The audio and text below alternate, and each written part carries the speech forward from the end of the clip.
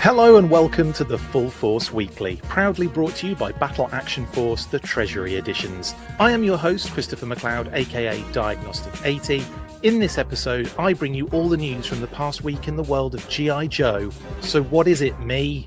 It's the Full Force Weekly. Yes, hi, how is everyone doing? Hope everyone's having a good weekend. Saturday at 3 p.m. Eastern.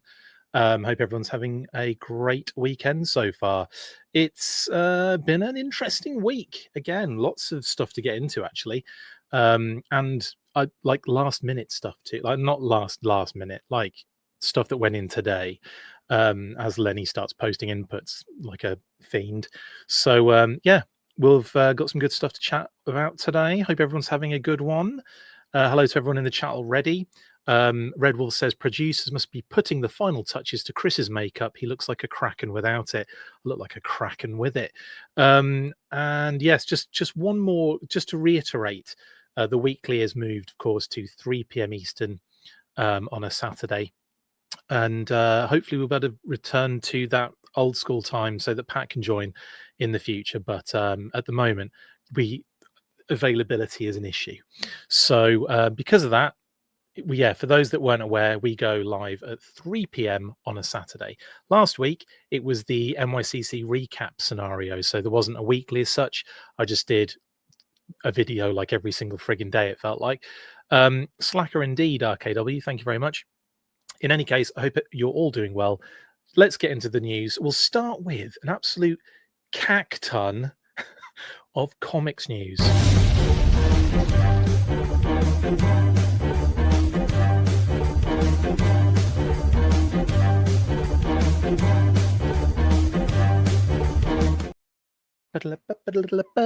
Yes, lots of comics news this week. We've got issue 12, which came out, of course, this week, which is an absolute belter. I'll be literally spoiling everything about that. We've got Miles Mayhem on the cover. We've got previews of Real American Hero 322, I think it is, which I'll be very excited to talk about because it features a character not often seen in G.I. Joe media. And we'll get to that in a second. But one of my faves, of course. What was I going to say other than that? I think that's pretty much. And there's some other stuff as well that we'll get stuck into. But I will be spoiling issue 12 quite dramatically in this particular roundup. So if you don't want any spoilers, please move along. Nothing to see here. Starting though with this, Transformers issue 25 has they've announced the second printing, or Skybound have announced the second printing for Transformers issue 25, and that has sort of been a very interesting kind of like sort of not jumping on point, but of course this is where Kirkman has kind of like jumped back on, or kind of like jumped in to do some of the Transformers kind of issues, and it's kind of like obviously given a bit of a bump because we're on a second printing. Now it's hard to gauge whether there has been a bump or not. He does have that effect though, Kirkman, a lot of the time. Considering the fact Skybound have just been so ruddy successful with these comics as of late, the whole Energon universe has been a rousing success, has led to multiple reprints of pretty much most of the issues they've put out, which is crazy, isn't it? Absolutely crazy. In any case, they're getting a cover by Jason Howard, cover D, that shows Miles Mayhem. Yes, Miles Mayhem is in the Energon universe now. Of course, Matt Tracker jumped in over the Energon special, and then we didn't see anything from him for a while, and then Miles Mayhem turns up in issue 25. It's a good issue as well. Go check it out. And now there is a cover showing Miles Mayhem for the second printing of issue 25. So this isn't a new comic. It is just a new string of variant covers. And one of them by Jason Howard features the enigmatic villain Miles Mayhem, who has sort of joined the Energon universe in kind of like cohorts with the military, who are now talking to Optimus Prime. So there's a very muddied sort of like situation going on here where you wonder how this is going to play out. obviously this is going to be the sort of origin story I would imagine for Venom, and also the whole Matt Tracker mask scenario as well. That I'm sure that will grow as the Energon universe continues to go forward. So anyway, just wanted to kind of shout that out because it's a really cool. There's loads of other variant covers which are really cool, but if you're specifically for this show, I wanted to highlight the GI Joe related stuff, and of course, Mask is very much related in this case. I suppose Transformers is too, so I should be doing full on Transformers reviews as well. But it's easier to just say, just read all of it. It's amazing, and Void Rivals as well, please and thank you. Anyway. Anywho, next up, New Comic Book Day indeed on October 15th. That was just a few days ago, of course, Wednesday. G.I. Joe issue 12, which I had been really looking forward to, and my God, I was not disappointed. Now, it was one of those issues where the kind of like synopsis really like brought up a few questions, and I think they answered them really well. So the first one was that Hawk is of course, he's got this like subset, this sub team of GI Joe called Night Force, which Duke, who is running GI Joe effectively, I mean Hawk is the head honcho, but Duke is running the field ops for GI Joe, is unaware of. He doesn't know about Night Force, or at least we don't know that he knows about it. He's playing very dumb if he doesn't. But they go into this issue with a meeting between Hawk and Duke is basically saying that he wants a little break. He wants to go and see the grave of his dead, his long past friend, who obviously was the reason for him getting into G.I. Joe in the first place after he saw him killed in front of him by Starscream. I think it was Starscream, yeah. And of course, this whole kind of situation that GI Joe are now focused on Cobra rather than the Decepticons or the Transformers in general. And Duke is sort of like thinking that they're getting away from what they need to be getting, like they need to be making the Transformers a priority, basically. So he's kind of like trying to get his head straight and having a bit of time off and going to visit the grave of his past friend, who Frost, his name is his surname. And basically he says, is there anything you're not telling me, Hawk? And Hawk is like, no, there's nothing going on. Obviously there's stuff, that is need to know basis, but there's nothing going on with G.I. Joe that you're not aware of. And then just as he says that, it flips over and Night Force are on this op run by Hawk, of course, not by Duke, to rescue, I put that in, rescue Shooter, who is an operative who has been captured in Darklonia. She is in a Darklon prison run by, obviously, Darklon himself, a Darklonian prison, I should say, and run by Darklon himself. And she's kind of basically, she was on a mission, she got caught, and she's in the hold kind of thing. Now, the first question that came up to me was, if Shooter's so like needed and necessary, why is she in prison? Why did she get captured, etc., etc.? And that does become very clear later on. So Beachhead, Flint, and Lady J are the Night Force currently, and they're sent on this mission to break her out of prison. So they're outside this really cool like Darklonian castle. Again, beautiful artwork, by the way. The team on this are amazing. Obviously, you've got Joshua Williamson, who's doing the writing, Marco Federa, the artist, Lee Loffridge, colorist, and Russ Wooten is the letterer. So it's a pretty solid team, and the artwork is phenomenal in this issue, by the way. So they basically approach the castle, and then we switch over to Shooter, who is basically locked in prison. And I think the Iron Grenadiers turn up. They pull her out of prison. They rock her up to Darklon, who is kind of like threatening her and saying that he wants her to work for him. He wants her to kill for him. And until she says yes, she'll be beaten up to, close to death and then sent back to a cell every single time. So she's going through this kind of process. He brings out this other prisoner, this kind of like huge, like hulking blonde woman with tattoos and everything, called Ivana. And she basically beats the living crap out of Shooter, who is effectively, we don't know this at this top point in time, but she is effectively kind of biding her time, trying to find an opening in order to be able to break out herself.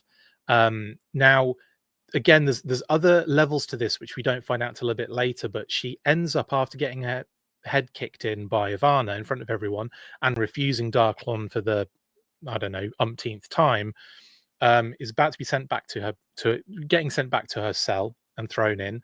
And as she's thrown in, Ivana's basically telling her that, you know, she's going to kill her, and, you know, she's going to take the job from Dark. Like, she wants Darklon to offer her the job, basically, but she's, you know, she's just doing this to, you know, look good in front of Darklon and the Iron Grenadiers.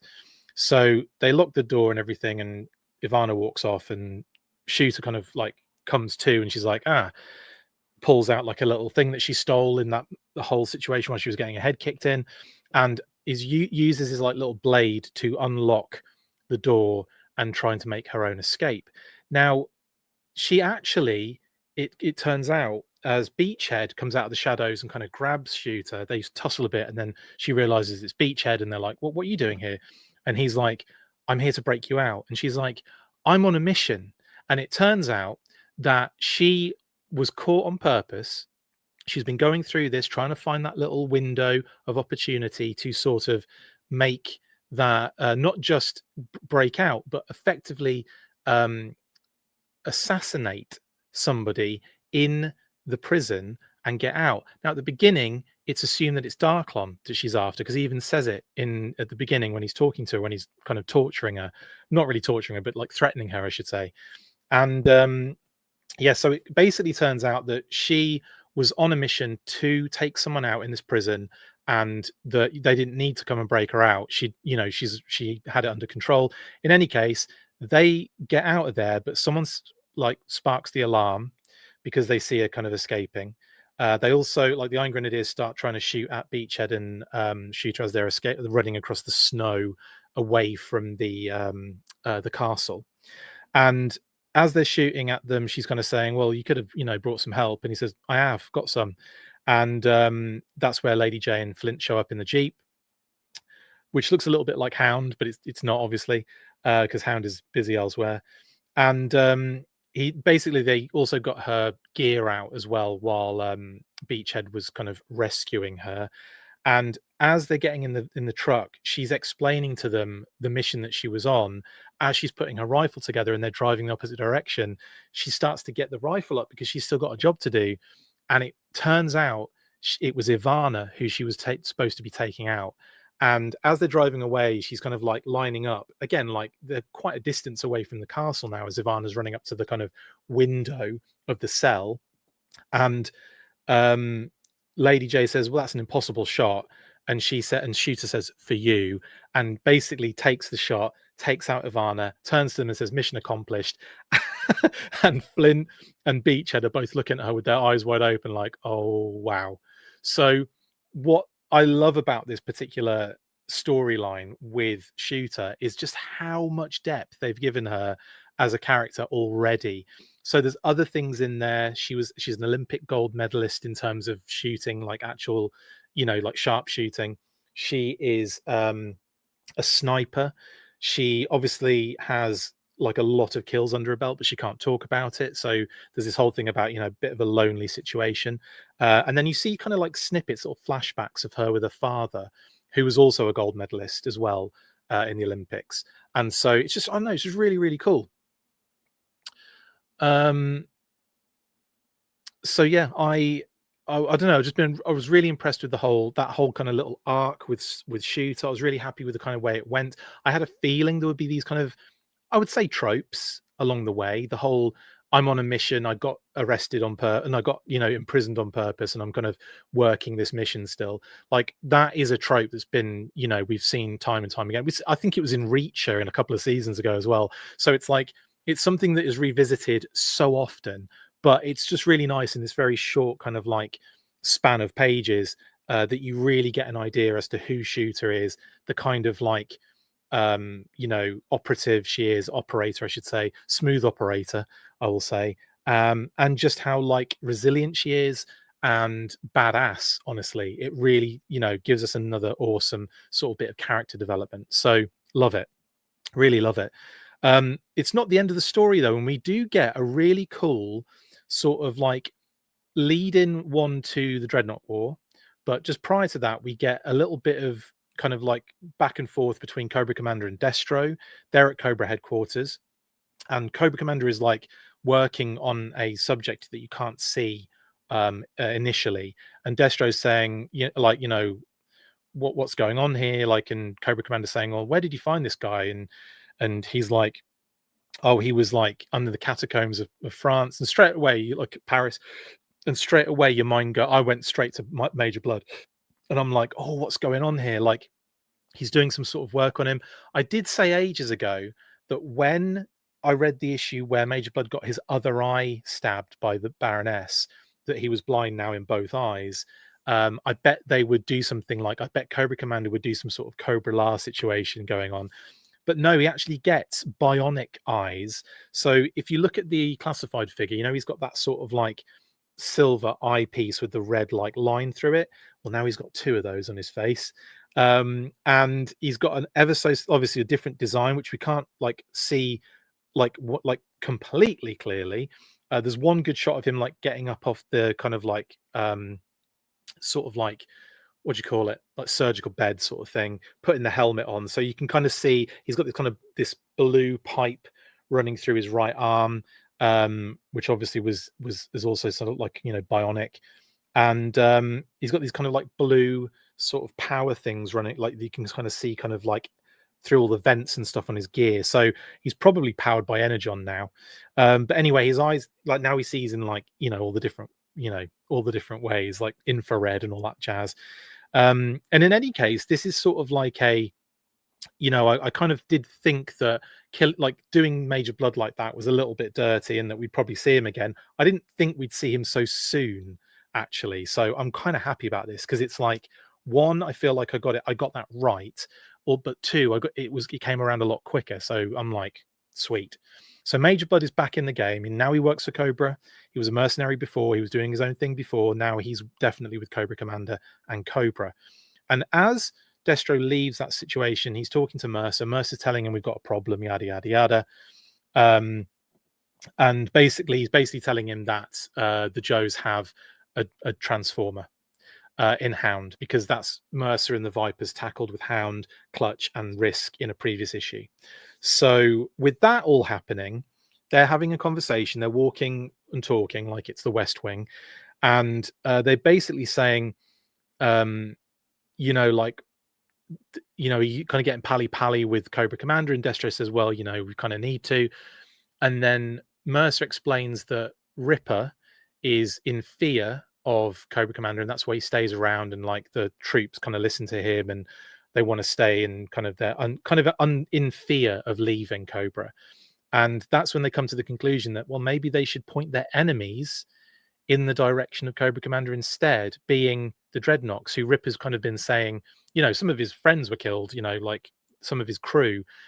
So that would leave a good amount of the Dreadnoks that want to take Cobra Commander out. And obviously that leads then into a shot where you see Zorana, Xandar, Torch, and Buzzer all in like this kind of like sort of like hangar, sort of like warehouse sort of situation, getting all their gear ready, getting the Thunder Machine ready, getting the Dreadnought cycle, all that kind of stuff. Basically like getting ready for a battle. And then there's a picture of Cobra Commander on the wall with slashes and knives thrown into it. So all really cool. It was a great issue. Again, we've got some big moments in it. Obviously, Shooter's character development for one, in such a short story, to be able to kind of get so much in there and make Shooter like a really cool character, I'm very excited about. And also Major Blood coming back, brilliant. The Dreadnought War sort of being hinted at. And if you saw the preview for the Dreadnought War issue, the next issues, then you'll see that Duke is going to visit the grave of his, now past friend. And this is where he comes across Cobra Commander in the desert. And that's when the Dreadnoks, will probably get both of them. And then that's how they get into this situation where they need to work together. Okay, that's pretty much that for the Energon Universe issue 12. Now we also got a very, very cool preview for so we've got a very cool preview for issue 322 of Real American Hero. Now, the cover suggested something very different than the actual preview parts give us, which I think is quite funny. Yeah, you've got your iceberg, you've got your snow job, and you've got your maybe Frostbite or someone else on the front cover, right? In the snow. Cool. It's going to be a wintry Arctic sort of episode. Nay, we start in the desert with Lady J, Dusty, and Lightfoot, baby. Yes, if you haven't seen this preview yet, or haven't read it at all, and you aren't that fussed about spoilers, Lightfoot, baby. I did have a spoiler at the beginning, Stygian. I literally said at the beginning I'm going to be talking massive spoilers. So yeah, Lady J, Dusty, and Lightfoot in the Desert Fox as well. So the vehicle's really dope as well. And yeah, it's only a couple of pages that we get, but you can see that Lightfoot is in his OG yellow and blue and red, ridiculous, crazy colors. I kind of thought, based on like the night and all of the kind of very awesome sort of coloring on this particular couple of pages, that Lightfoot would have been probably more practical had he been in his Night Force deco. But I'm not going to complain. It's Lightfoot, isn't it? It's amazing.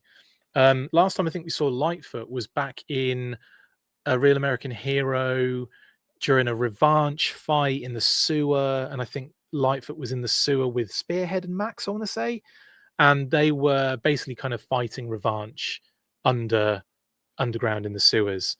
That's the last time I think we saw him. Correct me if I'm wrong, anyone in the chat. We've also seen, I think prior to that, the last time we saw Lightfoot was actually in Paul Aller's amazing World on Fire series. Absolutely loved that series. I'm so sad it didn't really get another sort of like run, because it's an absolutely beautiful, really cool reimagining of G.I. Joe. It's not in the same universe as anything else, of course. It's like standalone. But I'd have loved to have, like, seen a bit more of that universe for sure. And Lightfoot was in that. And like, again, very few and far between with Lightfoot. Oh, was it Low Light? Sorry, Talking Joe. I thought Spearhead and Max were in there for some reason. But yeah, Lightfoot indeed, Todd. Crazy, isn't it? But yeah. So anyway, very cool. And I can't wait to can't wait to read more about this. On the last episode, I discussed, I think it was last week, for the kind of comic book section when we were talking about the Skybound reveals over NYCC, I talked about the silent issue and how good 321 was. It could be my favorite silent issue now. And that might be saying a lot, because my favorite silent issue was that like 80. Mark, help me out in the comments, please, or anyone help me out in the comments. Whatever that 80-ish issue is with Storm Shadow version 2 on the front, where it's like the second silent issue, basically. I absolutely love that silent issue so much. 21 is just so, I mean, I've seen it and read it and, got the t-shirt so many times with that it's got to the point where I kind of like the slightly different things, and and they have done a lot of silent issues since. There's been a lot of different sort of homages. They did it with Image and DDP, didn't they, back in the day? I feel like it was a double, like a two-parter, and then one of them was silent, where Snake Eyes and Storm Shadow are kind of like pursuing through the streets sort of thing. Yeah, but that is I'd have to really have a look at that again, because it's been a long time. SFX, A Real American Hero 85. Thank you, Mark. Yes, indeed. That, I think, was my favorite silent issue, 85. But there's been some absolute bangers. Obviously, we had that whole silent option, which wasn't silent. Silent missions, which we had very recently, which were all really good. And I loved those too, like with Spirit and with, I forget them all now, Roadblock. And who else do we have? Jinx. That's a good one. They're all really good. Really, really good, those. So I really like the whole, I do like the idea of a silent issue. What I don't like is reading through it and then getting to the end and being like, man, that was fast. And I didn't really find that with 322. I found myself 321. I found myself really looking at every single panel because it was so beautifully drawn. There's so many nice little kind of like bits and pieces in there. Obviously, with the silent missions, they were sort of putting stuff in every panel, so you had to really pay attention as well. And that slowed it down a little bit because you're sort of having to really get a lot of information out of like a panel each time, a little square. So I kind of like that. What I don't like is when it's a silent issue and you just rinse through it and it's done, and you're like, well, that wasn't much. Mark says yearbook 3 would have been the second silent. Thank you, Mark. Yeah, good point. Well, all right, the third silent issue then, to be very pedantic and specific about it, but we might as well be if we're being this detailed, we have to be. Red Wolf says issue 421 should be the really loud issue just to switch things up. You open it and it plays like music and the audio and everything, yeah, like a physical comic, like one of those birthday cards that sings happy birthday to you terribly. Yeah, let's do that. In any case, 322 looks really cool. I don't think it'll be all set in the desert. Obviously, it looks like there's a winter section as well, or an Arctic section, or whatever they are, wherever they are, a snowy section. So yeah, I'm excited to see how it kind of how it goes with this issue. Again, 321, phenomenal, so good. And these are the covers, of course. This is the Andy Kubert and Laura Martin cover. And of course, the inks and the line art from Andy Kubert as well. So these are the A and B covers, and then we've got the C cover, which is Gears of Joe variant by Steve Beach, which we covered a while back, where we talked about Steve Beach doing a number of different variant covers over, was it like 5 or 6 that will like have Joe's and iconic vehicles on the covers and that. And of this one, of course, is Duke hanging from a Skyhawk as it starts to maybe take off or land. Could it be either? Couldn't it? It looks more like maybe it's an exfil, so maybe it is getting him out of there. Anyway, that is 322. Is there any more comics news? It'd be nice if the thumbnails loaded on the little drop down there, but they don't, which is annoying. No. So I just had to do that, didn't I? Anyway, so that is the comics news for the week. I'm really genuinely loving the comics at the moment. I say that every single time, but there has not been a dip yet. I have not had that moment where I'm like, oh, that was a little bit chill, or that was a little bit rubbish, or no, it's been great. The Energon universe, I'm just absolutely invested. I'm absolutely loving A Real American Hero at the moment. And I think the last couple of issues for Real American Hero have been absolutely top level. So I'm excited for 322 for sure. Mark says, I joke, but Skybound just had a sound chip variant that plays the transforming sound effect when you open the cover. That's dope. That's dope.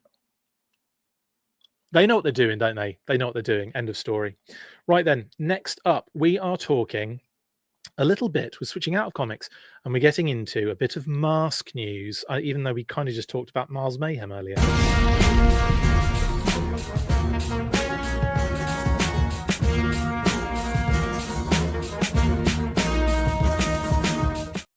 Yes, the loyal subjects have revealed their lineup for M.A.S.K Wave 2. Now, they had sort of done like the reports out of New York Comic Con were, in fact, San Diego Comic Con were the first time we heard anything about Wave 2.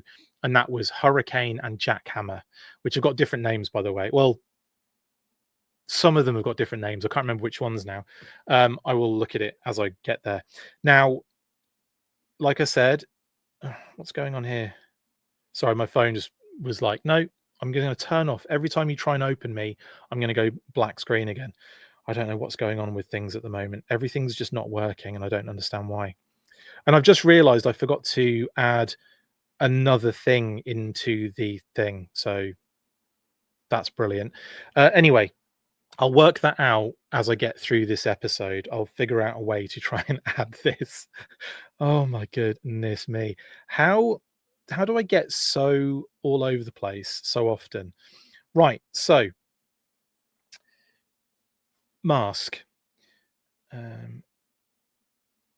Now, the vehicles that they revealed. So at San Diego Comic Con, they revealed that Hurricane and the Jackhammer, aka Armored Assault Vehicle, which is what it's called now, were going to be added to the Wave 2 lineup, and they showed some images on their panel of those vehicles that were coming. So Cliff Dagger and Jackhammer, or Cliff Dagger and Armored Assault Vehicle, AAV, and Hurricane and Hondo McLean, of course, who again you're seeing on kind of on screen at the moment. Let me change images. There you go. And then we heard at New York Comic Con, the weekend just gone, they like the information had come out that Gator and Piranha were going to be the other two in that wave. So the wave in terms of names were revealed. Brilliant. And then they made it official following the show, saying the battle's just getting started. This Mask Monday, we are psyched to reveal the additional 2 vehicles planned for Wave 2, which will be available for purchase in early 2026. Rolling into the lineup is Hurricane, with Hondo McLean, of course, Armored Assault Vehicle with Cliff Dagger, Stealth Submarine Cycle, the Piranha, with Slyrax, and Gator with Dusty Hayes. So there you go. Make sure to grab your Wave 1 vehicles before they are sold out for good. So anyway, well, it's Buddy, isn't it? Is it Buddy or Dusty? I can't remember now. I've just had a brain fart. I always get Buddy and Dusty mixed up. Buddy Hawks and Dusty Hayes. I think, is it Dusty or Buddy with the Gator? I can't remember, genuinely. I think it's Dusty. I've had an absolute brain fart. In any case, I always got those two mixed up because I know obviously the other one comes with the Boulder Hill, and I always do that. In any case, it's not important. You will know watching this, and I've named both names and told you that I mix them up very easily, so you can check for yourself. In any case, they revealed this little image. Now, it doesn't actually reveal the images of the vehicles that they're doing. This obviously they're the vehicles they're doing and the figures they're doing, but they're images from the old vintage line. We're not looking at the Loyal Subjects final kind of design figures and what have you here. So you might look at them and go, they look a little bit more like the originals, a little bit more basics, because they are the originals. So none of that extra articulation on the figure, the extra kind of like detail on the sculpts and the heads and what have you. And the vehicles will be ever so slightly different, I imagine, as well. Now, RKW says fake news. Are you talking about something else? Oh, the SFX variant is a real thing. No, I'm sure it is. The Transformers one. Yes, it's Dusty. Thank you, Jedi Ben. It is Dusty Hayes with the Gator, with Gator. So thank you very much. I was right the first time. Buddy is with the Boulder Hill. Thank you. Buddy Hawks, Boulder Hill, Dusty Hayes, Gator. Now, I had 3 of these as a kid. Didn't have Hurricane. I did have Piranha, Gator, and Jackhammer, and I loved them all so bloody much. So I had those 3. I had Rhino, Thunderhawk, and Switchblade, and Boulder Hill. I'm trying to think of any others that I had. I had Vampire.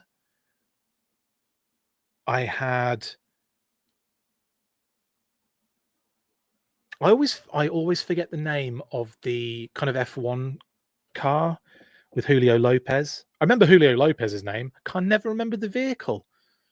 Anyway, I had Slingshot as well, which was hilarious because, you know, it's just that minivan with a friggin' like glider inside it. But what was really, I think, happened to a lot of people, the spring went and it would always open. So it was always open, unfortunately. You'd kind of used to close it close, and then like where it would naturally kind of like connect, it wouldn't obviously stay. So I would kind of like push it, and I would like make it overlap a bit more, like almost like pushing it beyond how far it would go to keep the doors closed, rather than just putting a bit of tape on it or something, or a bit of blue tack to kind of hold it together. No, I went with like an extra push of the doors together so they'd go like over each other again, maybe like stay friction closed. But yeah, that was a funny one, Slingshot. Weirdly enough, I used to love that vehicle though. It is a bit like, you know, rubbish compared to a lot of the M.A.S.K vehicles, but it's also not, if that makes any sense, really. And obviously, I'm having a brain fart. The guy that in it as well, like the actual driver. But I thought he was such a cool, like a really detailed sculpt and everything. I really like that figure. Can't remember the bloody name though off the top of my head. In any case, Wave 2 is coming from the loyal subjects, and yeah, um, excited on this one, and also happy that one, we're getting more masks from loyal subjects, which means that we have, you know, again, a little bit more kind of like possibly in the future for vehicles and characters that maybe we haven't had yet, which is something that I'm desperate for in like a few different areas. Yeah. In any case, there you go. Wave 2 announced and looking to be um, available for purchase in early 2026. Right then, that's Mask news. Nothing else to really kind of talk about there. Next up, oh yeah, a little bit of fans hobby to get into.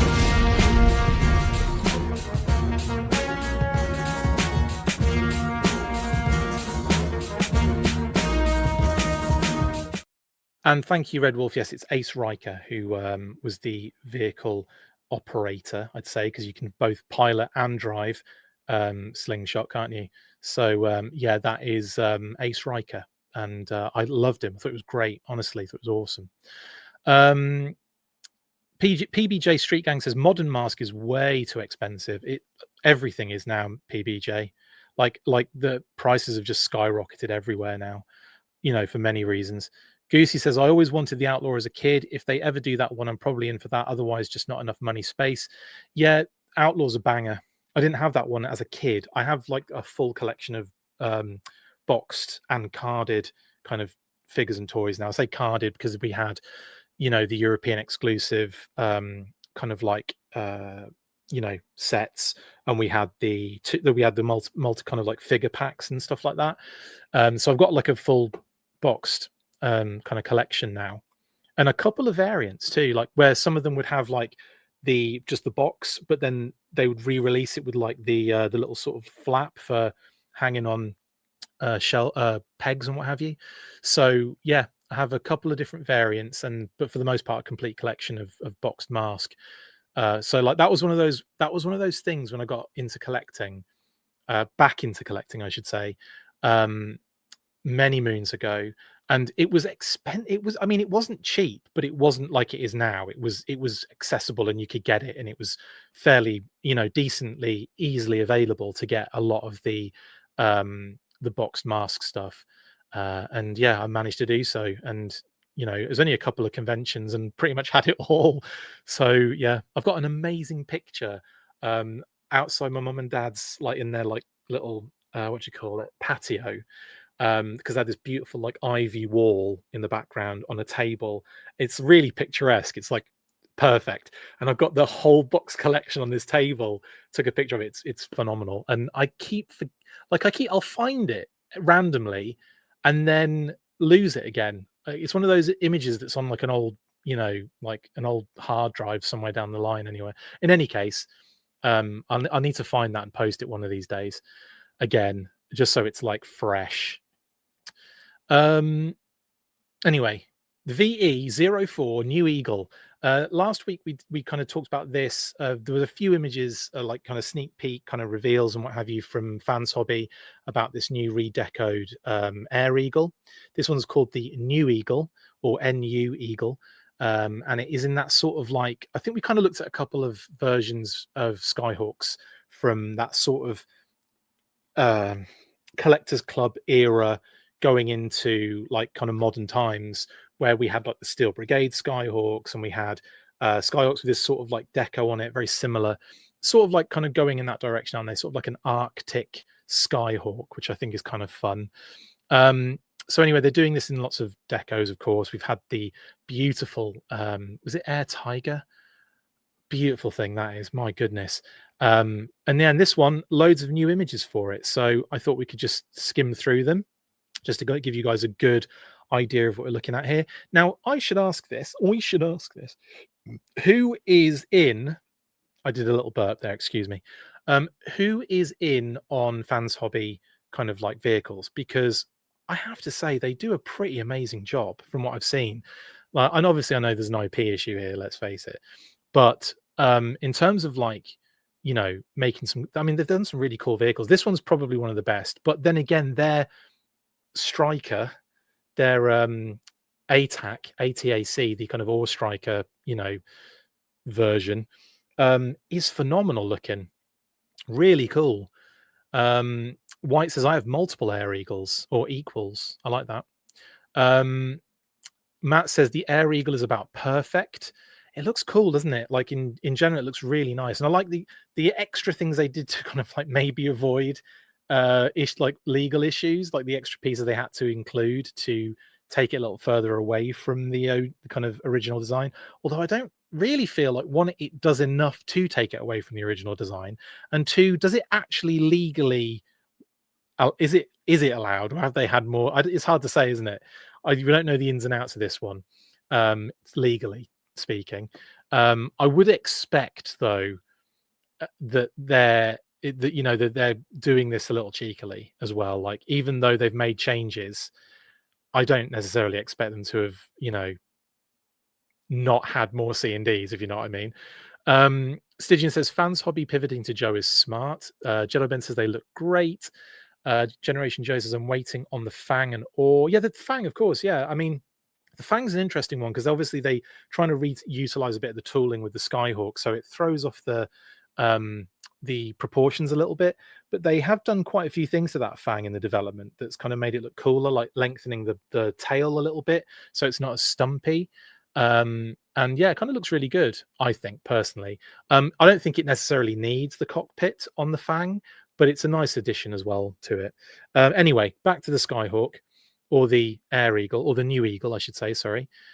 Jello Ben says, the official one coming, question mark? Not a clue, genuinely. Not a frigging clue. I have not seen anything about a Skyhawk in any sort of like information or anything like that. And it makes me wonder if maybe this has caused that to happen. Like, maybe they did have something in the plans, because it is a vehicle that you'd expect classified to cover, isn't it? Do you know what I mean? This and the Fang, you expect them to cover. Obviously, they've done the Ore Striker, which I still haven't opened yet, and I want to do an unboxing, but it's just I can't get the time, guys. It sucks. I might just open it and enjoy it myself. I'm sure you won't mind. I'll do some other unboxing videos as and when I can, including the Stinky Divers that turned up. I'm only joking; they're amazing, but Stinky Diver was the character in that kind of parody thing. You know what I'm talking about? The shipwreck figure. In any case, the Stinky Divers are here. So I want to do like I've got loads. The Steel Core and the Defense Post, the Sentry, Budo. I've got to do an unboxing for. Although I got two, so I've already kind of got him out and played with him. But I need to do an actual unboxing of one of them. And the reason being is because the amount of options with Budo is redonkulous. So I think you could genuinely, you could do 4 Budos and still have options of looks. It's crazy. Anyway, Generation Joe says, I just noticed that the new Eagle wing flaps are a new shape, less square. Yeah, maybe they can show Gridiron what an actual water moccasin should look like, says Stygian. Skyhawk has been prominent in the cartoon since Revenge of Cobra, says White. It has, yeah. Figure 6-pack, will they plan on making a Steel Core Skyhawk version? I have no clue. A few guys I know had a good look at the first deco of this at Joe Fest, and they said it looked really good, but they were more inclined to wait it out to see if Classified get around to it. Says Mod Extra Games and Collectibles. Yes, I think that's sort of a lot of people's feelings, isn't it? They want the Classified version, they want the official version, So I kind of get it to that degree, but I don't know. Even so, pretty dope. Jedi Ben says, dang it, Chris, I'm trying to get you to slip a leak out. Kitty said, they should make a Fans Hobby Water shoe, says Blitz. Okay. Where can you find these? Just under Anderson.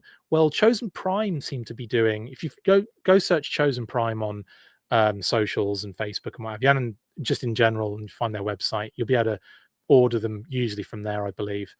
But yeah, and of course, Fans Hobby themselves, but Chosen Prime might be the best possible way to do that for pre-orders and what have you. There should be a link actually in the social post of this particular vehicle and image, all the images. There's a shot from the rear. This is a shot showing that the wings do tilt, so you can kind of move them around a little bit, and just shows you all the different kind of like looks and kind of maneuverages. Here they are kind of flipped all the way around, which is kind of cool. Kind of gives it a different look again, doesn't it? And I like this kind of look because it sort of carries on the silhouette of the cockpit. The wings sort of carry that line up sort of thing, and I kind of like that. It's a nice little addition there. Sticky Clam Haslab 28 says Stygian. Horrendous. Shelf Present says we need our classified gliders.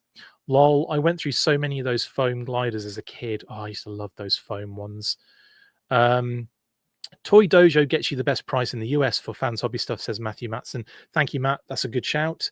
White says, I think the ramen tanks are starting to ship, get in hands. Really look forward to seeing what people do with them. Yeah, I think there was maybe a Bees Battlegrounds video of the Hunter the other day. But yeah, looks like they're coming in thick and fast. Might have been Shark Eyed Toy View. Either way, it's one of those two, isn't it, usually? But yeah, the ramen stuff looks pretty damn cool as well, to be fair. And then, of course, here's another shot showing that sort of like very nice line of the cockpit running into the top of the wing there. That's really cool, I think. Nice little extra additional kind of element there. Looks really dope from this angle too.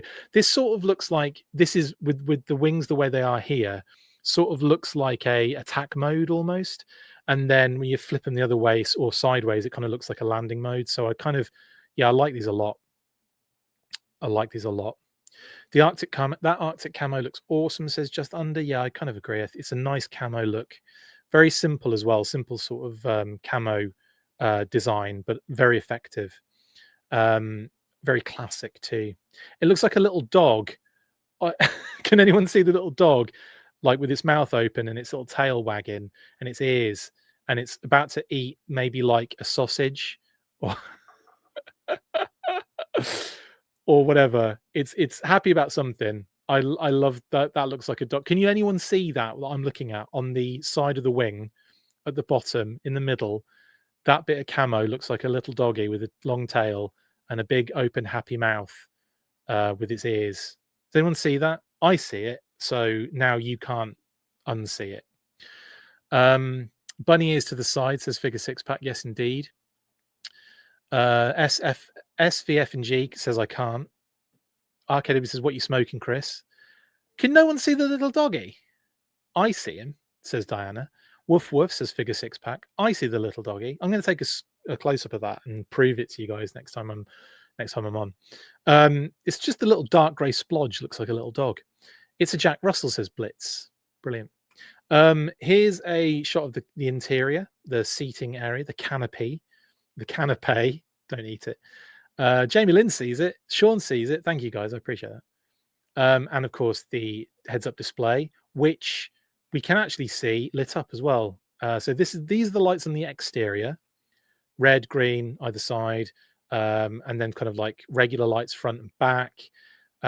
Here's another shot so you can kind of see that a little clearer, and a little sort of close up on the interior, although it's not really lit up as such that much, so you can't really see the seating in there or anything. But that's the little display section there, which looks really nice in that lighting.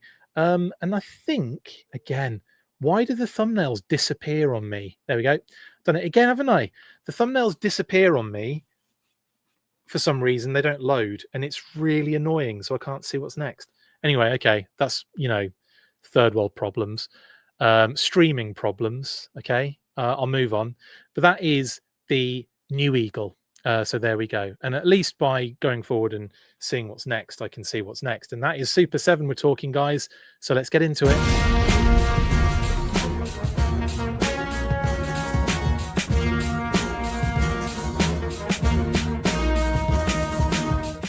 Felix says, I can't see a dog, but I see a snake armor. Brilliant. I love that. That's like I'm definitely going to do a t-shirt at some point. Shout out to the t-shirts. I'll be plugging them later, but I'm definitely want to do a design that says I see snake armors. I think that's going to be the top seller, I think. Anyway, Super 7 Reaction Plus Wave 6 ? The latest wave of Super 7 Reaction Plus figures have been leaked, or so we believe. So this is an interesting one. So distributor info, it would appear, has slipped out, as it so often does in regards to Super 7's Reaction Plus line. We always seem to get this sort of like lineup leaked, way in advance. But for the next wave, it looks as though we're getting Arctic Scarlet with no other kind of other explanation. So it could be Sunbow. There's two different versions of Sunbow Scarlet in Arctic anyway. There's like Mass Device and there's the movie. So two different like decos, I would say, in terms of the jacket. It's like a tan for the movie and like a grey for the Mass Device. The other one was Radioactive Snake Eyes, Crystal, was it Crystal Glowing Red, Crystal Infection or something like that, Radiation or something. So it very likely talking about the Mass Device Snake Eyes and very likely a glow in the dark scenario as well. So that's kind of fun. And yeah, more hopefully that is something that kind of does happen. We've got a movie Cobra Commander with black cape, a la movie Cobra Commander. And what is very confusing is Arctic Mara.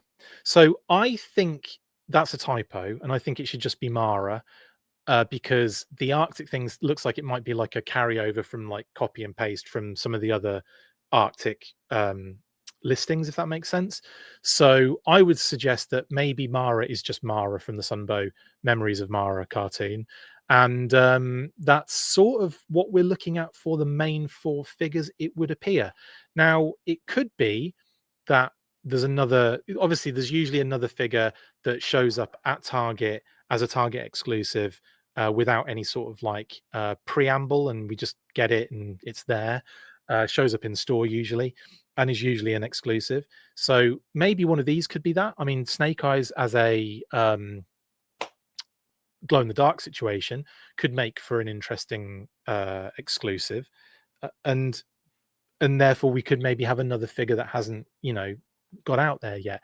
But it's more than likely that these are the four main wave figures, and there'll be an additional figure, usually a repaint, at the Target exclusive kind of section as well. Lego Star Wars Kid says, I forget, is she a fish? I genuinely can't remember, but there's kind of like this hint that she's sort of like a mermaid sort of situation, isn't it? Mass Device Arctic Scarlet, better than movies Arctic Scarlet, says PBJ Street Gang. It's just a matter of two different colors though, isn't it? Like, do you prefer gray or do you prefer tan? I think we'll probably get both at the end of the day, because that's something that Super 7 would want to do, because again, it would be a unique kind of figure, so you'd want to kind of do more than one.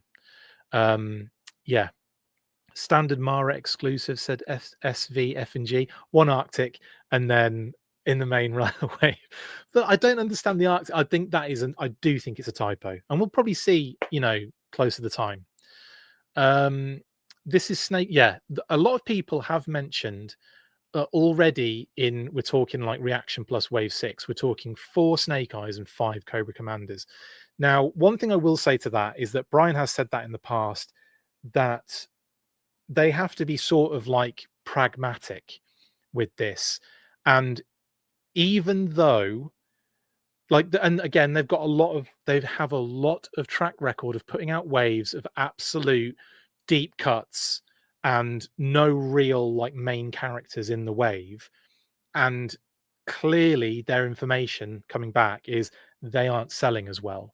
And then when you put a Cobra Commander out, when you put a Snake Eyes out, guess what? They do the big numbers. So maybe it is a case of they don't really have a choice. Maybe they're being like effectively forced into that by how we are buying these as a fandom, how the casuals are picking them up, how just, and when I say casuals, I mean people that are just not really in like we are in the sense of like following the news every single frigging day about every single aspect of this brand, and just maybe remembered having GI Joe as a kid, of like it's been not really been on their mind or their forefront. They're not really something they've been thinking about, and then they go into a Target and they see a figure on the shelf and they go, oh cool. So I think it's that effect more than anything, that it's kind of catching a little bit more fire than some of the other figures, so I would love 100% love for them to do like a full figure wave and exclusive of absolute deep cuts, figures we've never had before, you know, yada yada yada. I mean, we have got some absolute bangers as well. Royal Guard, Pythona, like Once a Man. Like we're getting figures we've never had before. Royal Guard we have had before. You know what I mean. But Pythona and Once a Man, absolute bangers. So I think, yeah, it's one of those things. It's the payoff. It's the probably, I would imagine, the sort of sacrifice we have to make in order to get all the other ones as well. But again, what can you do? Anyway, that is apparently, or like, again, we can't say this is confirmed yet. All we know is this is leaked, so this is speculative. It's not 100% confirmed yet, but you know, there's no smoke without fire most of the time. So we'll see how it goes, right? We'll see how it goes. And if we do get any more information that can maybe clarify or confirm or whatever, then we will. But as it is, we'll just have to wait probably for the official sort of announcement, or we'll have to wait for listings to go up on the classic BBTS, Entertainment Earth, etc., those places that usually break the news of what the next wave of Reaction Plus is actually going to be. There you go then. RKW says selling better than those Tron figures. We haven't really talked about that, have we? We haven't really talked about the 375 situation. I'm going to save that, I think, for like an actual like talking point sort of episode, because it's a really interesting thing. And when I say interesting, I mean weird, but interesting. I've seen some sort of like official commentary on it, what they're kind of like their idea is behind it, not just Tron, but just the 375 idea. And I don't know, it's interesting. It's interesting. It's worth a conversation at least, and that's something that I will have eventually, maybe with other people, not just myself and you guys, in the future. Anyway, there you go. Well, that's a possible, most likely Wave 6 for Reaction Plus. Let's move on to the next news item. Now I can see the friggin' things, can't I? But I can't actually make out what it is. Actually, it's just more comics news. I should have put this in the comics section, really. So I'm going to do this and see if I can get away with it. You ready? Let's do it.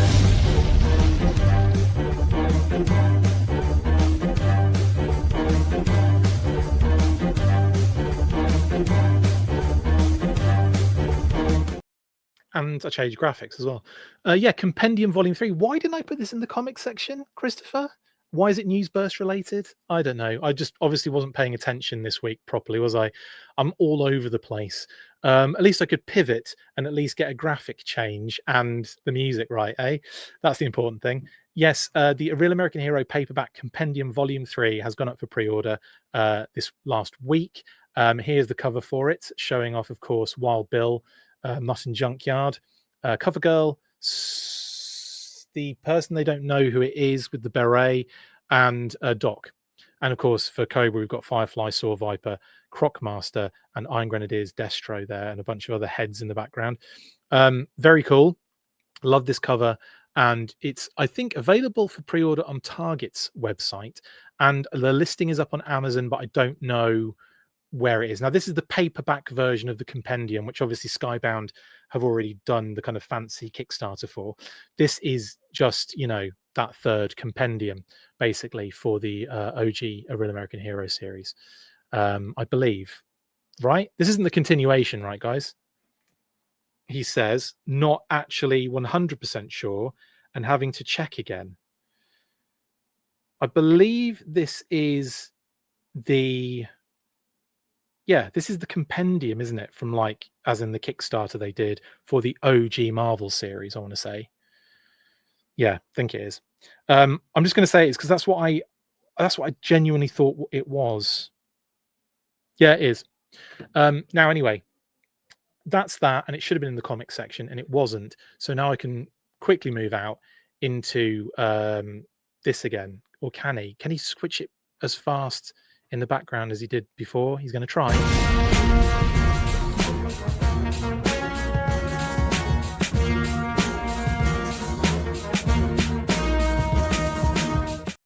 Yeah, I managed it. We're back now from comics again into the news. Yes, HeroScape Renegade Game Studio posted their Rumble at the Rift. Well, they basically posted the pre-order for it. They revealed it on their Renegade virtual con, and now they're like kind of like doing these little promotional kind of bits and pieces around it, including an explanation about Dr. Mindbender, which you can kind of basically, it says Dr. Mindbender is joining the fray in the HeroScape G.I. Joe Battle at the Rift battle box. Read his bio to learn more. Link obviously on our socials, and of course on Renegade Game Studios socials as well, so you can check out a little bit of Dr. Mindbender in relation to HeroScape. Now, is anyone getting this, by the way? Is anyone getting the HeroScape stuff from Renegade Game Studios? I'm interested because it's really cool that G.I. Joe is getting that kind of inclusion into the game. So I'm quite happy about that. Rusty says, "Dear Hasbro, tell us who Chairface is already, you buggers." I would love to know. Still no update on that, I'm afraid, Rusty. We're trying our best to find out, but yeah, unfortunately, no dice on that so far. Mark says, yes, same exact contents of hardcover Kickstarter. Yeah, I thought so. I just wanted to make that clear. I didn't want to get confused with the compendium previously and then tell people the wrong information. So there you go. Yeah, so Dr. Mindbender, cool art as well, I've got to admit. I really love the fact that G.I. Joe is getting into all the different Renegade Game Studios kind of games. Risk, of course, they're the standard sort of like mission critical kind of game. The cards, the role playing. Now in HeroScape, G.I. Joe is tentacles, hasn't it? Basically. Really enjoyed the little minis as well that they've done for the HeroScape stuff. So yeah, excited to see a little bit more about this. And obviously I imagine they'll be posting more of these sort of bios for each of the characters that are in these Rumble at the Rift. Excited to see more about that. Right then, again, these are little bits of news. Not a great extra deal to chat about really. So let's get into the last bit of news for the week, and that is the kind of miscellaneous classified information and news and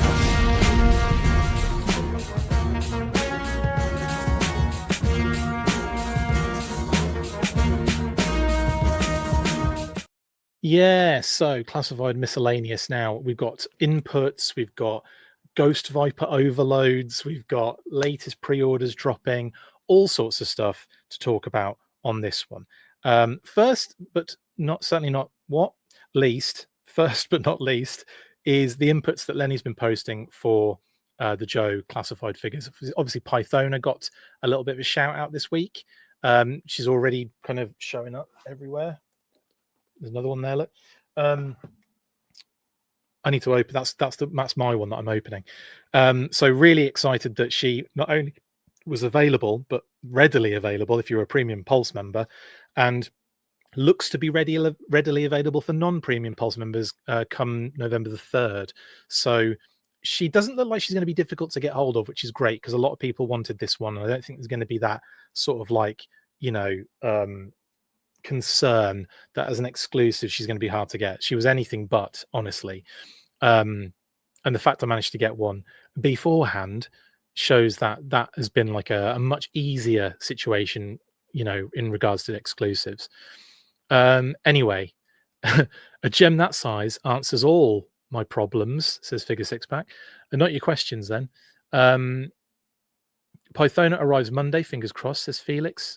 Yeah, I've got many already. I'm really happy with how well they've kind of shipped as well. Anyway, PBJ says we'll see come the 3rd. Well, the fact that they're still available makes me think that, yeah, there won't be too much of an issue going into November 3rd. But then again, yeah, that is like famous last words, isn't it? So I don't want to kind of like, don't put the kibosh on it too much. Anyway, a nice little input here showing some really cool like sketches, and like the pose in the kind of non-colored version in the kind of background is really cool as well. I sort of wish they'd done an extra hand that had the really long claws on it or fingernails like we're seeing here, because we didn't really get that hand. I think that might have been costed out.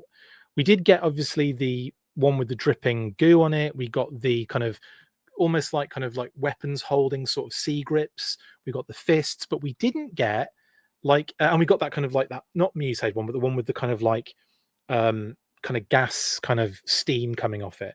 So I'm really wish we'd got that sort of like cut in the wall sort of, fingernail sort of hand. I think that's the only missing part on this figure, because everything else about it is absolutely frigging perfect. The other accessories are great, and the soft goods cape, phenomenal, outstanding, next level. Let's go. As well as Pythoni posted earlier today, Lifeline or Lifelini, the Italian version there, because just how it cut off on the story that he posted. But yeah, there's Lifeline as well, looking cool. I'm really excited for Lifeline. I think it looks really good, and honestly, the absolute bangers they've been churning out recently, next level. And I'm really falling in love with Big Lob as well. When I saw the render, I was very worried about the fact that he didn't have like a bit of personality in his face, like he didn't have a smile or a smirk or something that kind of like hints at that kind of like that personality that he has in the movie. Not like, it doesn't have to be like pulling a stupid face or just doing something really ridiculous, like, a Sunbow sort of scenario thing. But I kind of feel like it would have been great to have some sort of like extra in there, maybe an alternate head that had a bit of kind of like, smiling, yelling sort of vibes. In any case, I am 100% won over by that Big Lob figure, though. The fact that it's like really tall, he's really tall, he's got the cool sneakers, the basketball, it's awesome. Life Linguini, says Felix. Yeah, it does look like Life Leany, doesn't it, on there? Anyway, and it looks like there should have been, or could have been, extra deco on the blood pack, the IV situation. So that would have been cool, wouldn't it, to have a bit of deco? Maybe they were like, red in the pack might be a little kind of like too much. They've gone with saline, obviously. Shell says this looks great. This had blood instead of saline, which was in the render. I'll take either. Exactly, yeah. And but then like the kind of like almost like that blue tinge on the pipe as well, on the kind of tube, is really, and on the bag as well. That might just be to kind of differentiate it from the white background, but they didn't do that on the mask and the tube on the mask. So that would have been kind of cool to have a little bit extra deco on there. But I get it, they're trying to keep the costs down in that sense, and that makes kind of sense when you look at all the accessories and stuff he comes with. Anyway, moving on from the inputs, massive shout out to Lenny, of course, for those. And we get these amazing images. I'm just going to get the credit. Sorry. I mean, I'm just going to find the credit because I always do this, don't I? Chris Sanchez posted these images of ghost vipers flooding the end caps of this particular Walmart, which looks insane. Looks like a lot of them. And it looks like the distribution kind of situation has not improved any way, shape, or form with Walmart over the years. And we have this absolute ridiculous end cap scenario.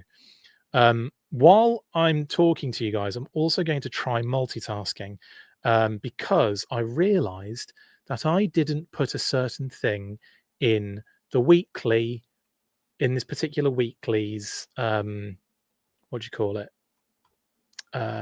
Image lineup. So if you just bear with me 2 seconds while I try to add the other thing I need to add, you'll know when you see it, you'll know exactly what I'm talking about. In any case, yeah, so this end cap is bonkers. And one of the things I will say about this is that I kind of feel like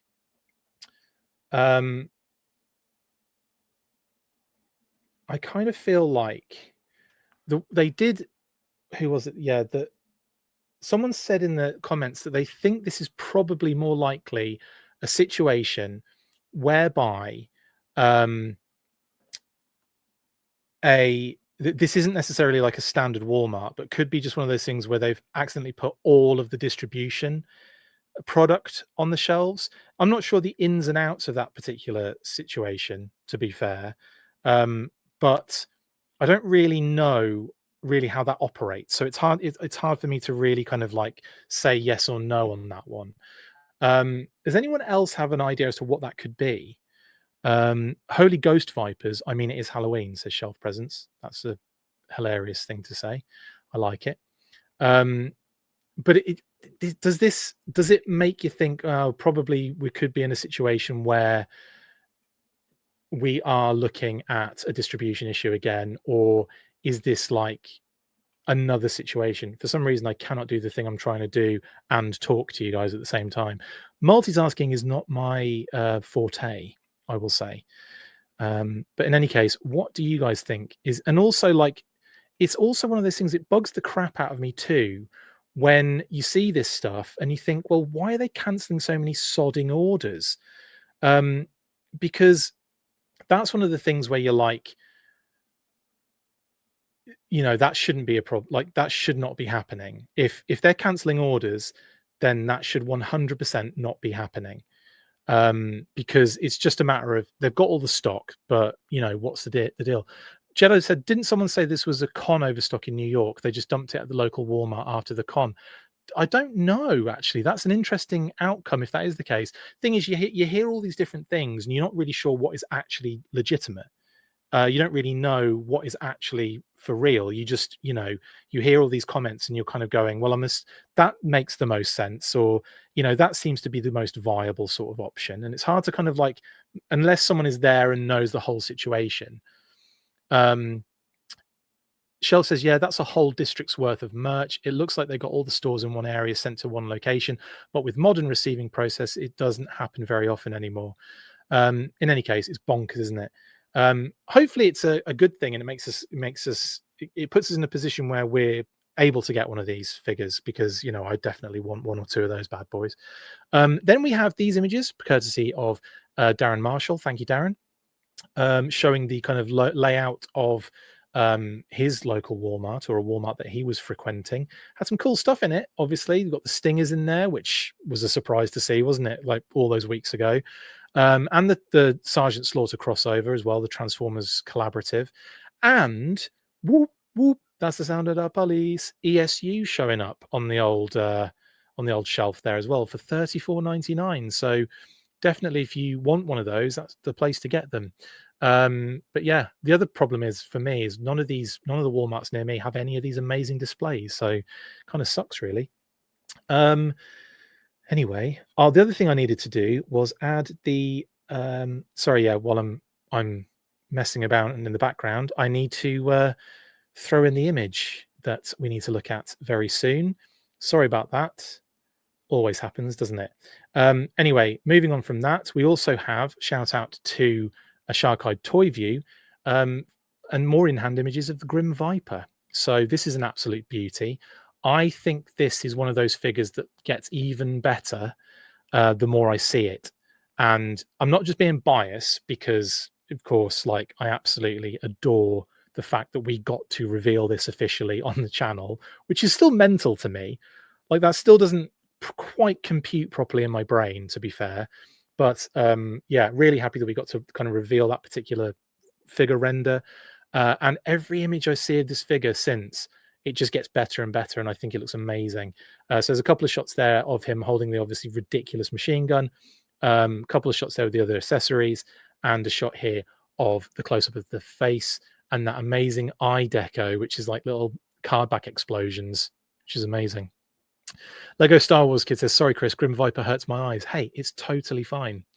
We're all going to have different feelings on these things. I totally get it. And of course, I probably am a little bit biased in that I am, we got to reveal this. So obviously it has a very, very close, very warm, very soft spot in my heart.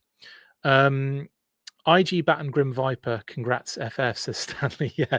Oh, the IG Bat was an accident. Okay. But I like it, Stanley. That's a dig. I like it. DJ Mr. McFly says, my local Walmart hasn't sold G.I. Joe since the shipwreck wave. Wowzers. Anyway, that is, I think that's everything from that. One last thing I want to look at is this. I didn't really flip over very comfortably, did it? Yes, this was posted by John Jiang on his Instagram. Now, this was posted as like in a group of lots of different images, where he had a lot of close-ups on pieces of art that he's working on or finished but can't reveal fully yet. related to New York Comic Con, and obviously this one looks very close to what we're going to see with the Royal Guard. So it's very likely what we're looking at here is the Royal Guard artwork, and it's very exciting that we'll get a good, clean shot of this when the Royal Guard goes up for pre-order at some stage. Now, that could be MCM, couldn't it? The fact that they revealed the render, over New York means that we could very well see this particular figure, the the Royal Guard, for MCM. Don't know yet, but that's one, especially when he's like revealing artwork, like you feel like, yeah, cool. Felix says, Chris, it was cool that Hasbro let you do that. It was cool they let me do the Grim Viper. That was very cool. It was an accident that I did the IG Bat. They didn't let me do that. That was an accident. So yeah, I'm very excited to see what we get artwork wise from John Jiang. But again, we kind of know because his track record is phenomenal. He's done all the Cobra La stuff so far, and he does an amazing job on it as well. That Pythona artwork is sensational as well. Okay. Stocky says Big Lob's name is taken right from the name of the voice actor who voiced him in the movie. Yes, it is. A voice actor who we've had on the channel. We've recorded and posted a video on our on all the socials as well back in the day. When we were at JoeCon, we met him. He's brilliant, absolutely phenomenal guy. And he was, this is amazing. We didn't get this on camera, unfortunately, but we were just having a good laugh and chatting around and joking. And then I started beatboxing. Adam Riches and Mr. Sanders then decided to freestyle over the beatbox, and it was absolutely phenomenal. It was brilliant, and he was doing like little kind of Big Lob sort of rhymes. It was brilliant. It was so good. Anyway, very much, but yeah, really good guy. And Jello Ben says that's that piece they hinted at in grey. Yeah, we've seen it in full now, Jedi, haven't we, on the render now? Shelf Present says, yeah, 2 or 3 Royal Guard for sure. Oh yeah, definitely. Figure Sixpack says, Chris, another trifecta is now completed. Lifeline, Dial Tone, and Shipwreck dealing with a simulated leadership disaster in the episode The Most Dangerous Thing in the World. Love that episode. Because you bollocksed up the guidance systems. I still can't believe they used the words, they did that. And I spoke to Buzz Dixon about that in an interview many years ago. And he said, well, it just wasn't, bollocks wasn't a swear word in the US. So they used it. And I was like, that's amazing. It's so funny as a UK kid to hear bollocks said in a G.I. Joe cartoon. And it's done a couple of times, actually.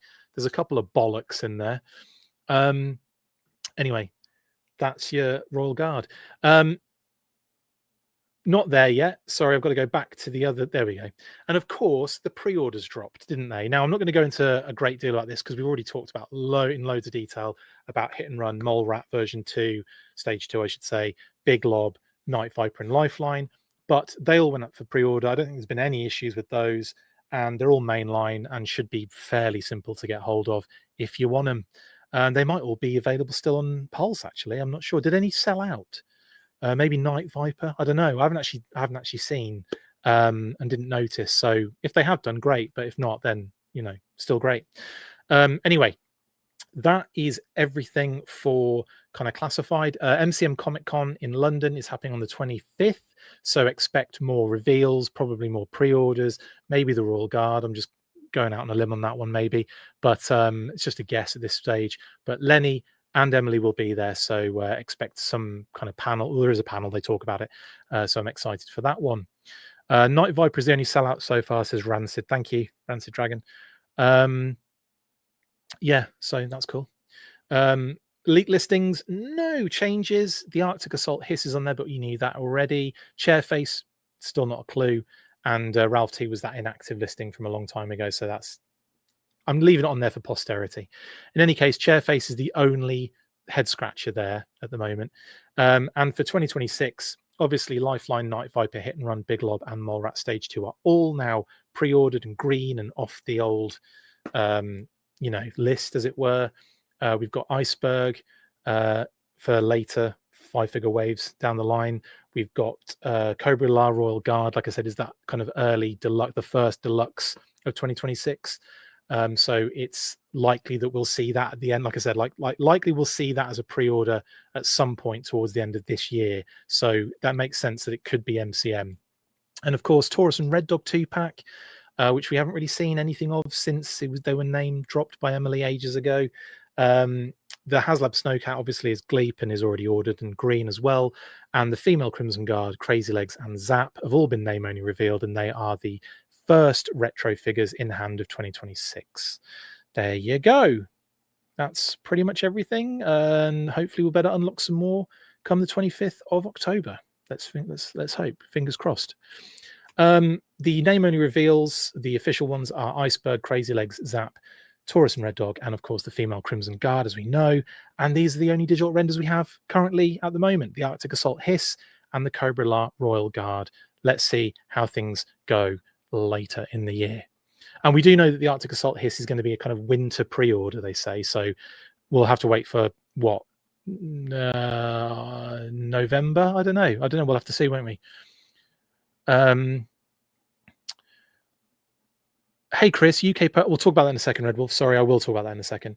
Now, before I move on into the rest of the stuff that we're talking about, a quick message from our sponsor.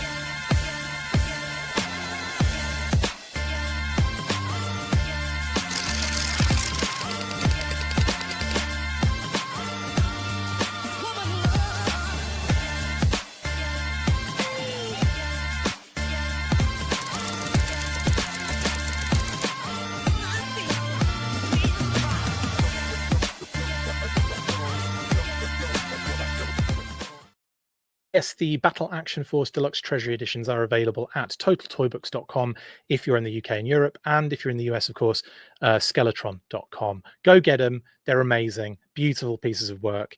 Can't say enough good things about them. And even up for awards, nominated, all sorts of cool stuff. Hopefully they win them, but we'll let you know. Also, massive shout out to Battle Action Force, because they're going to have a special attendee price of £50 per volume if you go to Rollout Roll Call, which is kicking off, of course. Shout out, of course, to Dave Tree in Fordingbridge, and of course Rollout Roll Call, Sunday the 26th of October 2025. So that's the day after MCM kicks off. Tough. I mean, it's a Sunday. It's a tough weekend to do it on, I guess. But Fordingbridge Town Hall, SP61AS, if you want to go and check it out, in the UK. And that is a little convention, of course, brilliant convention, about Transformers and G.I. Joe and all that good stuff. Mainly G.I. Joe and Action Force, mainly, actually. But go check it out. It's awesome. And a couple of things also to mention about Rollout Roll Call. Kraken Creations are going to have an awesome Skeletron exclusive at the show, a clear Skeletron. Love that. Very nice little custom exclusive there from Kraken Creations. Shout out Matt Paul. And No More Heroes is going to have an Arctic Red Laser exclusive, kind of reaction plus sort of custom exclusive as well. So some cool figures at Rollout Roll Call for the exclusives. I like those a lot. So massive shout out, and of course, big shout out to Dave Tree at Rollout Roll Call. Get involved. And if you're nearby, or if you want to check it out, like I said, they'll be doing the Battle Action Force Deluxe Treasury Editions at the special attendee price of £50 per volume. There you go. And you have to pre-order it as well. Very limited quantities. Go check out their socials for all the information. There you go. Have I missed some comments? I think I have. Oh, Bill Willis says, just a heads up, replacement Rattlers are shipping now. Replacement Rattlers? What happened? I missed that completely. Anyway, moving on. Shout out to Articulated Points and Pat and Phil, of course. Go check out their latest episodes. Link in the description, of course. Of course, always a shout out to Pat, and always a shout out to Phil. Brilliant show. Shout out to codenameiowa.com as well, who we have teamed up with and collaborated with on merch. But before we get into that, let's talk Codename Iowa's Assembly Required, November 14th and 15th. They've got some more information and updates. We've got Saturday morning cartoons to talk about. So if you've never been to the show, well, you won't know about all of this cool stuff that they do. So Codename Iowa do a brilliant Saturday morning cartoons situation where in the morning on that Saturday, you can go and have cereal and watch GI Joe cartoons on a loop in the one of the main rooms, which is awesome. So join us early at Assembly Required on Saturday at 9 a.m. for our traditional family-friendly cartoons and cereal event. Thanks to our sponsors, Midwest Vintage Toys, we'll be serving up bowls full of surgery breakfast cereal, while 3 classic episodes of the GI Joe animated series play for your enjoyment. I think that's supposed to be sugary, but surgery breakfast is probably about actually a better description, isn't it, in nowadays. Free for fans of all ages. So that's a brilliant little addition and one of my favorite aspects of the show, I have to say, in general. As well as that, I should also give out all the information. So get in on the action. The first official day of Assembly Required offers a variety of fun Friday activities, from learning how to build a customized figure to our fan favorite group dinner and more. Check out the all-day action packed for the full Friday experience at a discount. Go all in with the fully loaded pack that includes every activity plus both gear kits, or pick and choose from any of our events a la carte. That's codenameiowa.com/store to get your tickets before they're gone. Okay.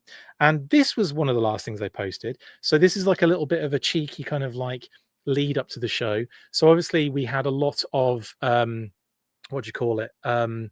Sort of like fan interaction, sort of fan votes going into this about the assault on Cobra Island. You know, who's the actual people going, who are the characters you're choosing, and that kind of stuff. And now we're going to get these little briefings from the desk of Hawk. And it says, as soon as you hit the beach, your orders are to sweep the shoreline, incapacitate enemy patrols, and clear the way for the assault recon team to move inland. Work fast, stay quiet, and hit hard. No doubt you'll make it look easy. These are fun little bits and pieces that they kind of do, and I really like. I just love all this extra element they do with the show. It's phenomenal. They also do, there's lots of options with the cereal. They have also different milk types as well. So if you're lactose intolerant, obviously there are lots of other options there as well. So there'll be lots of coverage. If you feel like they might not have what you want, you can bring your own, and I'm sure share it with the group if you want, or just keep it to yourself. That's totally fine. Anyway, that's the shout out to Codename Iowa, and of course Assembly Required, November 14th and 15th in Des Moines, Iowa. Information at codenameiowa.com. Of course, go check them out. We've done Rollout Roll Call, and we've done the Kraken Creations Skeletron, because I had to go back because I added them and then in the wrong place. And of course, we've done the Arctic Red Laser, which is amazing, from No More Heroes. Awesome stuff.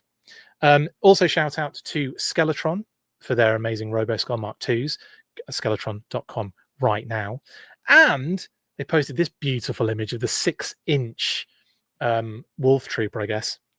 Or is it? It's just a figure. In any case, they're getting closer, and the information is like a lot. So I'm going to read it all out for you. Get ready for gorgeous 6-inch action figures. So we just completed, or Skeletron just completed, a photography day with Red Shadows production figures, and wow, we simply could not be more pleased. So imagine more images to come very soon. Phase D product is now in transit in a container on the Pacific Ocean. That's the Robo Knight heavy metal armor accessory with bonus 4-inch Robonaut kit, the 6-inch pilot character kit with bonus 6-inch Robonaut kit, the 6-inch Wolf Trooper, the 6-inch Gyre Wolf, the Backer Kit edition, and the 6-inch Jungle Wolf Trooper Backer Kit edition. Exact timing of fulfillment is not yet known, as customs clearance could impact our date. As a reminder, Skeletron is absorbing any and all US tariffs for this Kickstarter and Backer Kit pre-order, so you have no worries about that, which is great. Last call for shipping address updates as well. So get in contact with them at the Kickstarter page for the updates as well. And there you go. The figure looks amazing. Obviously we've seen a lot of the figures at cons and stuff like that, and they look absolutely brilliant, the 6-inch ones. And it's been one of those things that we've been dying for them to get shipped and hurry up and get them out there, but honestly they'll be worth the wait. I can absolutely vouch for that. And one last thing, guys, we have our own merch, t-shirts, right? A pre-order for we have them in grey, black and white with the full color logo, all screen printed, by the way, and we have the one color logo on green, blue and red. Those are available for pre-order between like now and the 31st of October. Okay, so if you want one, go check out the link in the description below, the Full Force Tees link in the description below, and you can order them at codenameiowa.com. Go do it. It's cool. And and yeah, helps us out, of course, and is a fun thing. And we'll do more merch in the future if this is successful. So excited to do more cool things, including a t-shirt that says "I see snake armors." Anyway, that's pretty much everything, I believe. Yep, another episode in the can. Thank you very much for joining me today, this October 18th on Saturday at 3 to now 4:30. It's been an hour and a half. My goodness. Have a wonderful rest of your weekend, guys. I will be back most likely with some cool stuff, actually. A couple of things. I've been in contact with Scott Johnston, who does a lot of the amazing artwork for the Classified series. So we might be doing a really cool interview with Scott Johnston next week. Excited for that. So as soon as we can get that done and I can get it out on the old, the internets, I will do it for you. But that's definitely in process of working out availabilities and what have you. We'll also looking to have a Lenny Tony interview. That's really hit a snag, and I really don't know. I think a lot of it's got to do with obviously the stuff that's going on at the moment at Hasbro in general, like the fact that it's just a little bit all over the place and everyone's really busy and crazy and it's ridiculous. So it's a shame, because I wanted to talk to them about 8 times in the last couple of months, but obviously we have to be patient. I'm hoping that'll be in the next couple of weeks, fingers crossed. Obviously, I'll have any news bursts for you. I'll do some more unboxings. And of course, tomorrow, if you're on our Patreon for Red Shadow Army or SAS, I will see you for the episode, the Q&A tomorrow, Sunday, around 3 o'clock. Have a great, wonderful rest of your weekend, guys. I'll see you on the next one. Stay fresh, cheese bags. And as always, after 3, you know what to do. 1, 2, 3, full force. Laters.